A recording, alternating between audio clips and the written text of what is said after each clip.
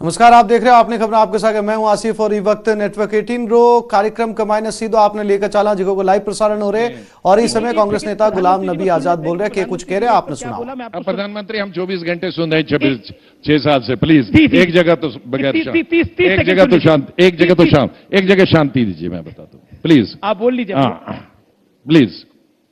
24 घंटे तो वही सुनते हैं और सुनाते क्या है आप लोग और दिखाते आप किसको क्या है? हम तो आपको भी दिखा रहे हैं सर, एक ही आवाज दिखाते हैं। हम तो राहुल गांधी को भी दिखाते हैं। राहुल गांधी कभी बार दिखते नहीं है। हम लड़ाई करने नहीं आए, प्यार से। जी जी।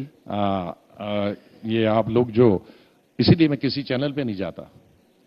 मैं 15 साल के बाद थैंक यू 2 चैनल पे आया हूं क्योंकि यहां आप मुर्गे लड़ाते हो एंड आई डोंट लाइक। हम ऐसे कर नहीं रहे। मैं प्यार से ये कहना चाहता हूं और हमको तर्क के हिसाब से देना चाहिए। कोई मोदी साहब से हमारी लड़ाई नहीं, जैसे वो प्राइम मिनिस्टर हैं बीजेपी के, वो हमारे भी प्राइम मिनिस्टर, वो मेरे भी प्राइम मिनिस्टर, वो 130 करोड़ के प्राइम मिनिस्टर। होम मिनिस्टर किसी एक पार्टी का प्राइम मिनिस्टर नहीं है, वो भी 130 करोड़ का प्राइम मिनिस्टर होता है। हमारी लड़ाई इलेक्शन के दौरान होती है। एक दफा हम इलेक्शन जीत गए तो फिर जो सरकार होती है, मैं भी तकरीबन 35 साल मंत्रालय या चीफ मिनिस्टर और मिनिस्टर में रहा हूं, जब से राजनीति में आया हूं, अभी विपक्ष को छोड़कर हमेशा सरकार में ही रहा हूं। तो हम ये भेदभाव नहीं करते हैं। मुझे बहुत अफसोस हुआ कि माननीय प्रधानमंत्री जी परसों झारखंड में, जिसके लिए उन्होंने ये बिल लाया था, उसी के लिए लाया था, तो उसका वो आजकल खूब पानी दे रहे हैं क्योंकि हर इलेक्शन से पहले उनको एक विवादित बिल जरूर लाना है। 370 महाराष्ट्र के इलेक्शन से पहले और हरियाणा की इलेक्शन से पहले लाया, लेकिन मैं बधाई देता हूं इस देश के हमारे भाइयों को, हिंदू भाइयों को, कि जो था उनसे वो कश्मीर के 370 के बाद वो भी ले लिया महाराष्ट्र वालों ने और हरियाणा वालों ने। और अब ये बिल लाने के लिए उन्होंने 2 इलेक्शनों के लिए लाया है, झारखंड और दिल्ली के लिए। तो ये जो हैं ये भी जाएंगी और अगला जब पार्लियामेंट से पहले वो दूसरा बिल लाएंगे तो पार्लियामेंट से भी जाएंगे। आपने महाराष्ट्र की बात करी, महाराष्ट्र में तो उनके अलायंस को बहुमत था, लेकिन आपने उनके अलायंस को हाईजैक कर लिया, तो ये आपने कर दिया उनका। देखें, जब वो विवादित बिल लाएंगे तो एक भी नहीं रहा। ये बिल जो ये हम सिटीजनशिप अमेंडमेंट एक्ट की बात करते हैं, कितने लोगों ने इनके साथ वोट दिया? अकाली दल, नीतीश कुमार और बीजेडी। ये 3 दिनों में तीनों भाग। लोकसभा में तो शिवसेना ने भी दिया, लोकसभा में तो शिवसेना ने भी दिया। चलो, शिवसेना इस बिल से पहले बाहर निकल गई थी, लेकिन अकाली राज्यसभा में निकली, लोकसभा में दिया। अकाली ने लोकसभा राज्यसभा दिया, नीतीश ने लोकसभा राज्यसभा दिया, बिजू पटनायक ने लोकसभा राज्यसभा दिया। ये 3 दिनों में तीनों निकल गए इनसे। तो क्यों निकल जा रहे हैं? हम तो निकले ही थे, लेकिन इनके अपनी पार्टी वाले निकलने रहे हैं।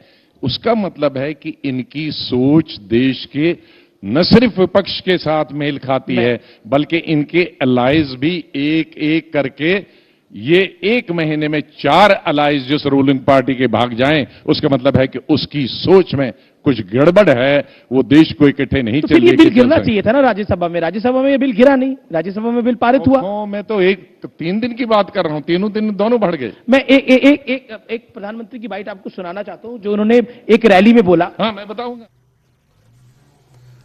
साल 2008 के महीने जयपुर के महीने हुए सीरियल बम ब्लास्ट केस के महीने कोर्ट 4 आरोपियों ने दोषी करार दे दियो है, जबकि एक ने बरी कर दियो। 13 मई 2008 ने शहर के अंदर अलग अलग जगह माथे 8 सिलसिलेवार धमाका होया, जिसमें 80 लोगों की मौत हो गई थी और 176 घायल हो गया था। जयपुर ब्लास्ट रा 2 अन्य आरोपियों ने नई दिल्ली रे बटला हाउस के महीने 2008 में हुए एनकाउंटर के महीने पुलिस मार दियो था।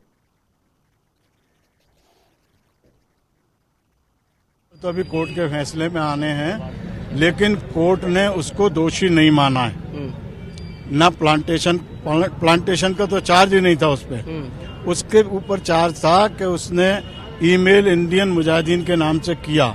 उसका दोषी कोर्ट ने नहीं माना शहबाज को। अच्छा, तो अब आगे की क्या प्रक्रिया रहने वाली? क्या उसे बरी कर दिया गया है तो आज ही जमानत मिल जाएगी? बिल्कुल, आज ही अगर कोई उसके जमानती आ गए तो मैं जमानत पेश कर दूंगा उनकी, और संभव है शाम को वो छूट जाए।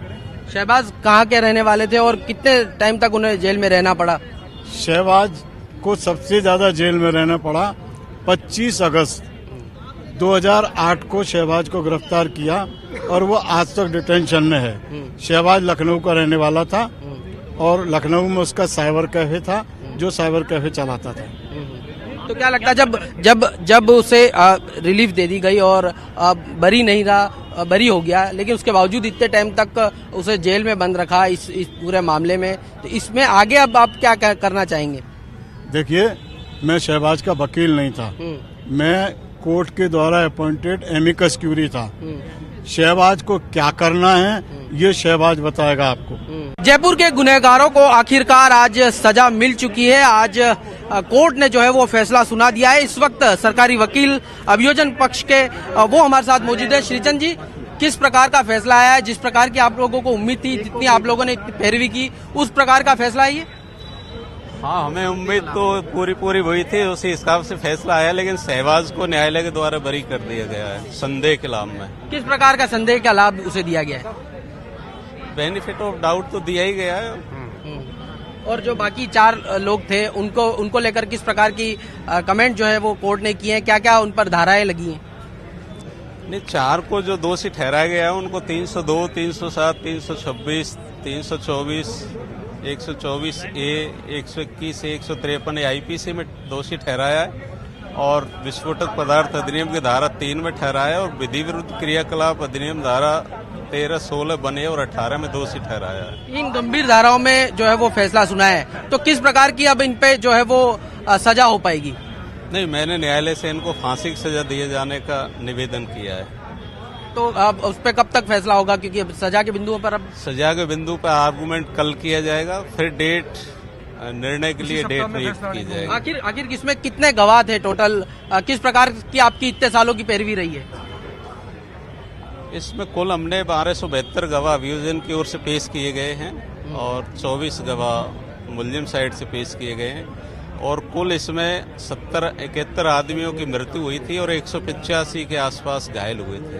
तो जो शहबाज को जो है बरी किया गया है, तो कहीं न कहीं पुलिस की एक तरह से कमी रही जिस कारण से संदेह का लाभ मिला उसे?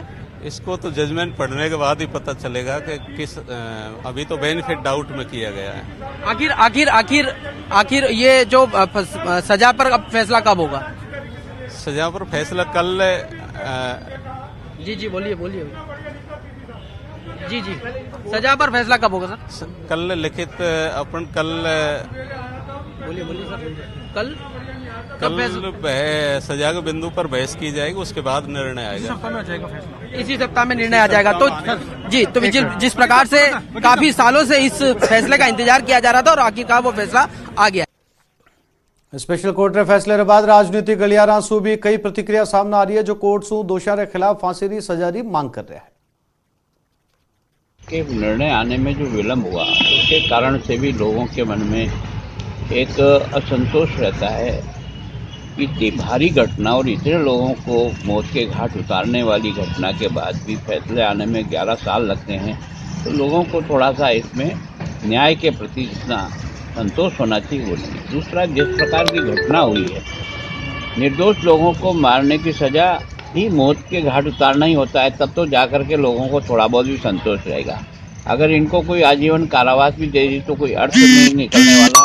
बाकी निर्णय तो कोर्ट के ऊपर ही निर्भर करेगा, अपन तो उसमें कोई दखलंदाजी नहीं कर सकते। पर जन भावना ये है कि ऐसे लोगों को जैसा उन्होंने किया वैसी सजा उनको मिलनी चाहिए। देखो, जो भी दहशतगर्द लोग हैं, जो आतंकवाद फैलाते हैं, जो मानवता को यहाँ माहौल बिगाड़ते हैं, ऐसे लोगों को तो सजाए मौत होनी चाहिए। समाज के अंदर ऐसी लोगों को कोई जगह नहीं रहती है। हम तो चाहते हैं जो भी इस प्रक्रिया में जैसे लोग आते हैं, आतंकवाद फैलाते हैं, दहशतगर्दी फैलाते हैं, तो ऐसे लोगों को तो सजाए मौत होनी चाहिए। तो जयपुर ब्लास्ट माथे सबसे पहली फैसलो आयो तो सबसे आगे रहो न्यूज 18 राजस्थान। न्यूज 18 राजस्थान सबसे पहली सबसे सटीक अपडेट आप तक की फैसले पहुंचाई। जब जयपुर के जख्मों का हिसाब हुआ, खबर एक्सक्लूसिव तस्वीरें हम दिखा रहे हैं दर्शकों को। मौजूद हैं 5 आरोपियों को आज न्यूज 18 राजस्थान ने फिर सबको पछाड़ा। बम ब्लास्ट मामले में ये सबसे बड़ी खबर सबसे पहले हम आपको दे रहे हैं कि 5 आरोपियों को दोषी सिद्ध कर दिया गया है। उधर कोर्ट में बड़ा फैसला हुआ। शहबाज हुसैन को सभी केसों में बरी किया गया है। शहबाज हुसैन उसका नाम बताया गया है। मोबाइल इधर हमने बड़ी खबर दिखाई। आज फैसला सुनाया जाएगा। कुमार हमारे साथ जुड़े उनके पास चलते हैं। कि अशोक शर्मा प्रथम है। आप तक पल पल की खबर पहुंचाए। फैसला सुनाया जाएगा। हो सकता सबसे पहले सेशन कोर्ट से सचिन कुमार हमारे साथ जुड़े उनके पास चलते हैं।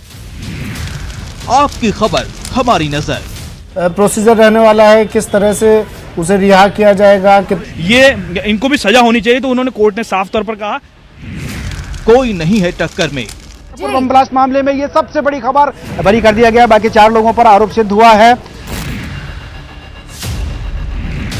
खबर मतलब न्यूज़ 18 राजस्थान। उत्तराखंड सुलेर कर्नाटक तक कमाईने पिछले कुछ सालों में विधायकों ने दल बदल करने सु बदली राजनीतिक समीकरण रे बाद अब दल बदल कानून आली संविधान री 10वीं अनुसूची कमाईने भी रिव्यू करे जाने की बात जोर पकड़ने लग गई है।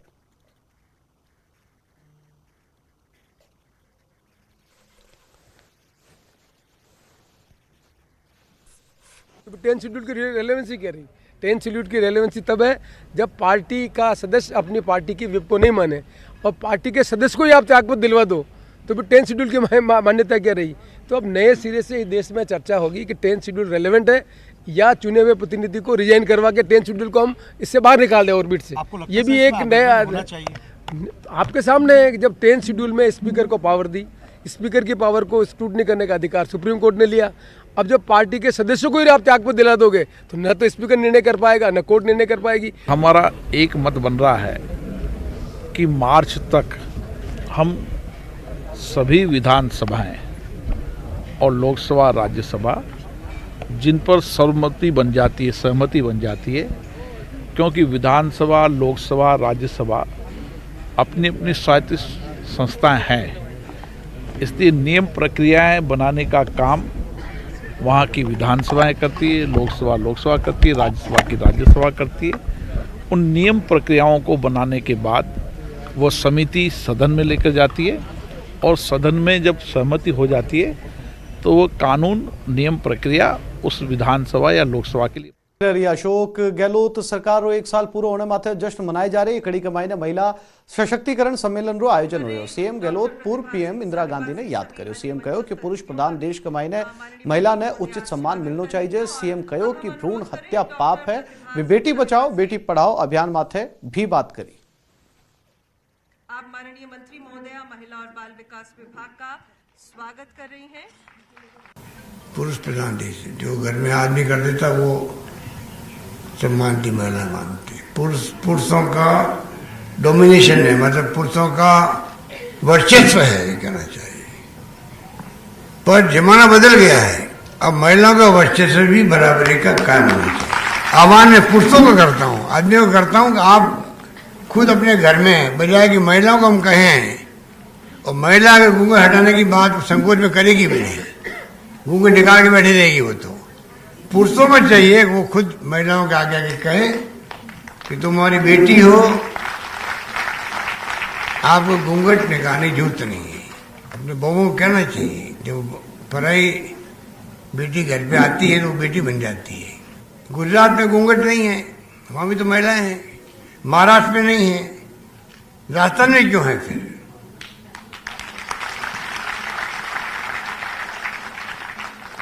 इसलिए मुझे खुशी है कि आप यहाँ बैठी हुई हो बिना घूंघट के। आप सबको मेरी शुभकामनाएं। सीएम अशोक गहलोत आज पहली जनता क्लिनिक रो जयपुर कमाई ने लोकार्पण कर्यो। सीएम गहलोत मालवीय नगर री वाल्मीकि बस्ती कमाई ने एक क्लिनिक रो लोकार्पण कर्यो। एक बाद सीएम गहलोत कहो कि जनता क्लिनिक खोलना बड़ो काम है और जठे भी जगह उपलब्ध होगी वे आगे भी काम ने बढ़ावेगा। हम चाहेंगे एनजीओ आ गया है, CSR का पैसा होता है उद्यमी के पास, वो इसमें लगे, MLA MP के फंड लगे, नगर निगम UIT जहाँ है वो जगह उपलब्ध करवाए, ये काम जल्दी आगे बढ़ सके। तो स्वास्थ्य मंत्रालय राजस्थान का इस काम को टॉप प्रायोरिटी दे रहा है। पर सबके तो आपणी खबरां मायने फिलहाल इतो ही। नमस्कार।